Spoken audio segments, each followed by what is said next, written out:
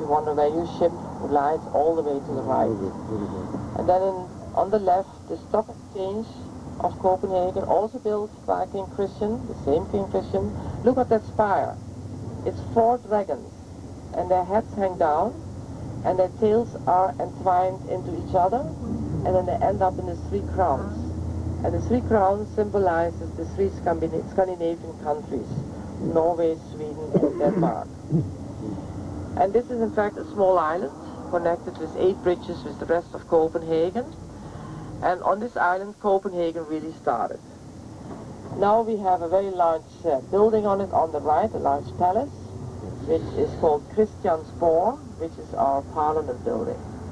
Now what we're going to do, we're just going to drive around it and come back to it, and then we shall park, and then I would like to go for a little walk with you on this small island to show you the little spots here, you can see.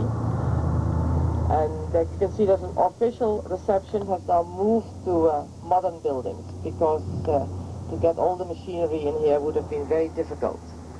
And it's now used by the Junior Chamber of Commerce, and the 2nd floor can be used for very large exhibitions. So now what I would like to do with you is to leave the bus here. We're going to have a short walk, about 20 minutes. I'll show you a little bit of Christiansborg and tell you a little bit about the history. Take the stairs in the back, because the ones here in the front are very difficult to negotiate.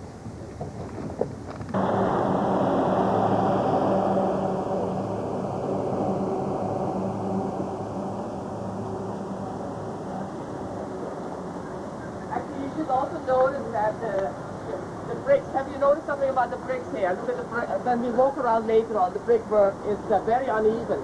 You can see very beautiful brickwork here, right? That's because it's fake. The old brickwork, you know, which from the 1600s and started disappearing. So they decided about 30 years ago that they would layer it with a kind of fake brick. And that's why it's so neat. You see, it looks like one of these building houses we do. It's funny because it's very old. It's quite different.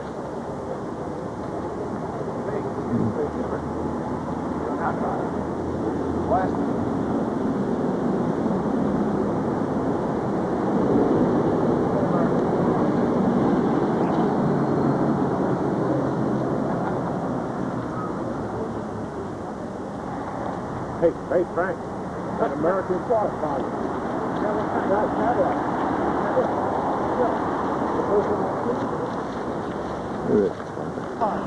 Because it is the Bishop Absalon founded the castle in Copenhagen, called the city Copenhagen. That was 1167. And actually the remains of his castle, the ruins of it, still are found under the building. There's a museum now.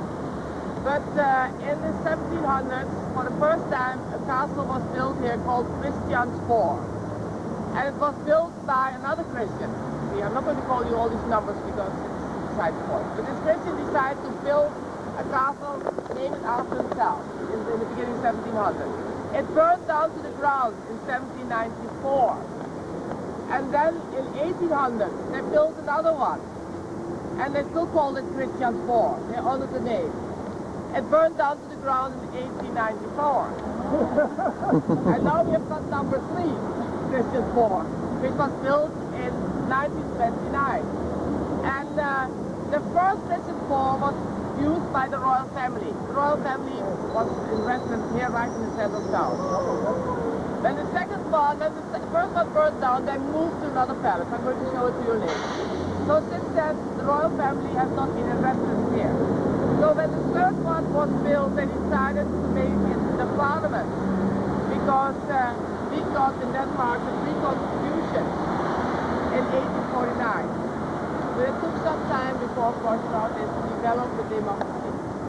And the king who gave us the free constitution, he's sitting down in his horse. He's Frederick VII, that one. He signed it.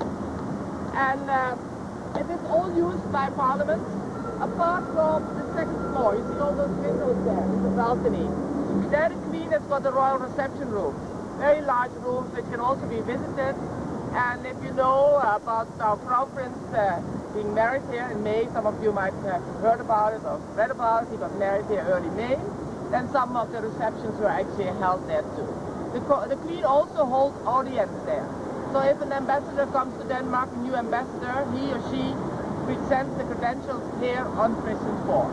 And had we been here yesterday, you would have seen guards in the guard houses because the Crown Prince was here to hold audience, not for an ambassador, but for people who want to thank him or his mother for something she's helped them with or an honor they have been given. That also takes place here once a month.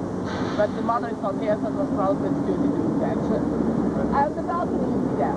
That's also very historical because with the pre-constitution, crowning ceremonies disappeared in Denmark. You know, before we had all these glamorous things, and we got a new king and queen, they got their crowns, and it was all fantastic. 1849 was slut, finished. And so what they did is now that when our queen became Queen of Denmark in 1972, young princess, she came on the balcony together with the Prime Minister at the time, and he just called out 3 times, "The king is dead, long live Queen Margaret II of Denmark." And that's all we have as a ceremony. And we of course all love it because we save a lot of money and hoo-ha with that. So that's how it happens here. Now when we go through the gates there, it's called the King's Gate. They only open that gym when the Queen comes here for the opening of the Parliament, the first Tuesday in October. Then she uses one of the beautiful carriages, the horse, and they drive through that to the Parliament. But then you must notice that now we're walking on all this hard stone, it's not very nice for the feet. When we go in there, it's wood.